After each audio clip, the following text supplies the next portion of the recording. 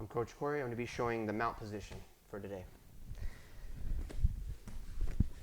So this is the mount position, and it's a very advantageous position for the guy on top for the street or self-defense style or in tournaments also. In the tournament, this is 4 points. In the street, I'm capable of defending and seeing where the punches are coming from, and it stops me from being kicked also, and you have good control. Okay, so now the first part of this is we're going to be high mount, which is I want my knees to be isolating his arms high in the armpit. And what I want to do with that is I want to make sure that my legs are tight, so that way he doesn't have room to get his arms in and push. So if my legs are tight, it makes it very difficult for him. So I want to come down, cup his head, and walk one leg at a time up into his armpits. So 1, 2, and now I've isolated. Now once I've isolated, I can come up. It's up to me of whether I want a Americana or Kimura, pin, okay? Or if he's here and he's defending like most people would, place your hands, or you bring the arm across, and you can go for the arm bar, okay?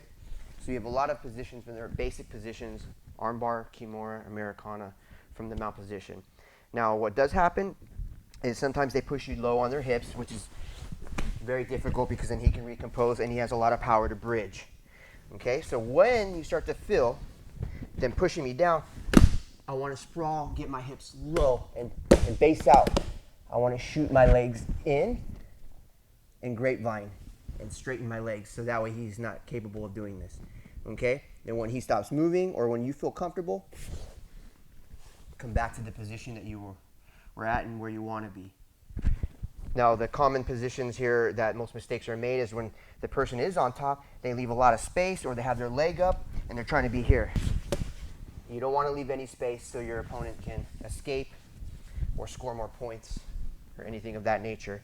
Now as far as self-defense aspect, I still always want to be aware if I'm low that where his hands are going to be on my face or grabbing, eye gouging, all this stuff. So I need to be aware of what's happening when I'm here. And I always want to maintain control. So if his hands are here, I want to stay really tight with my head so he can't headbutt me or anything and his arms can't do any damage. So I always want to maintain control, stay tight, have a good base, and you will be successful. As far as points goes, this is 4 points in a tournament, and it is a good position. In the street, I would say this is a very good position also to control the person on the bottom.